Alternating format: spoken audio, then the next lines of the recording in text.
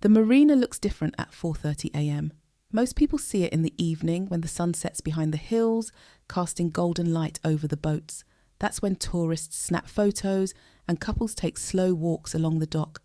But in the pre-dawn hours, when I arrive to prep the fishing charters, it's a different world entirely, a world of shadows, silence, and subtle magic. I've been doing this job for 3 years now, ever since I left the city and the corporate life I thought I wanted. Back then, my days were filled with spreadsheets, conference calls, and meetings about things I didn't care about. I wore suits that were too stiff, shoes that hurt my feet, and a smile that didn't feel real. The Marina saved me, though it took me a long time to realise it. Every morning begins the same way. I park my old truck in the gravel lot, the crunch of tyres breaking the stillness. The Marina gate is heavy and weathered, its green paint peeling at the edges. When I unlock it, the familiar creak echoes across the quiet water. It's a sound that has become part of my routine, like an old friend greeting me at the start of the day. The air here always smells the same, a mix of salt, diesel, and the faint tang of fish. It's a smell that used to bother me. Now, it feels like home. I walk down the dock, my boots tapping against the planks. The water is dark and glassy, reflecting the faint glow of the moon. Occasionally, a fish breaks the surface with a soft splash, sending ripples outward. The gulls are already awake. They perch on the wooden pilings, watching me with bright, beady eyes.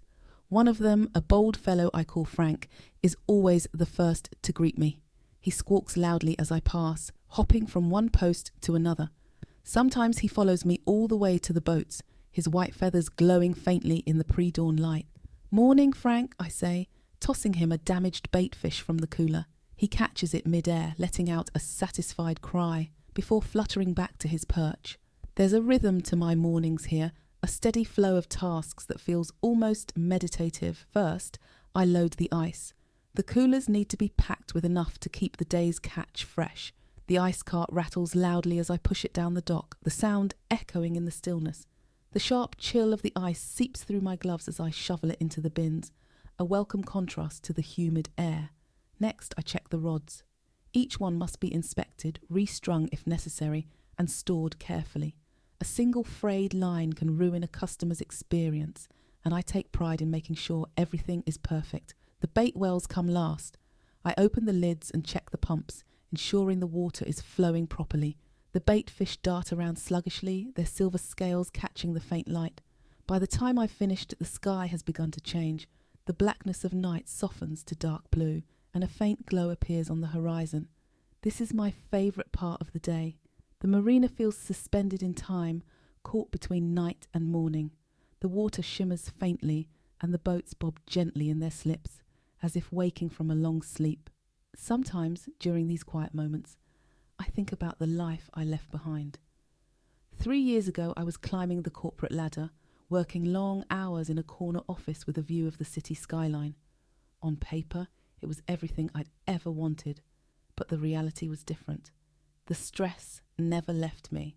Even at home, I felt tethered to my job, my mind always racing with deadlines and reports. The decision to leave wasn't easy. It started as a vague idea, a whisper in the back of my mind that grew louder with each passing day. I'd spent a weekend at the coast, walking along the beach and watching the fishing boats come in. Something about the simplicity of it spoke to me. For the first time in years, I felt a sense of peace. A few months later, I quit my job, sold most of my belongings and moved here. At first, I didn't know what I was doing. I took odd jobs around the marina, learning as I went, cleaning boats, mending nets, unloading crates of fish. It was hard, physical work, but it felt good. Slowly, I found my place. And now, 3 years later, I can't imagine doing anything else. By 6 a.m, the first customers begin to arrive. Their excited chatter breaks the quiet spell of the morning. Most are here for the fishing charters, eager to spend the day chasing marlin or tuna. They come in groups, families, friends, co-workers on team building trips. Each group has its own energy, its own dynamic. One morning, a father and son caught my attention. The boy couldn't have been more than 10, his small hands clutching a fishing rod that seemed too big for him. His eyes were wide with excitement as he asked questions about the boat and the fish they might catch.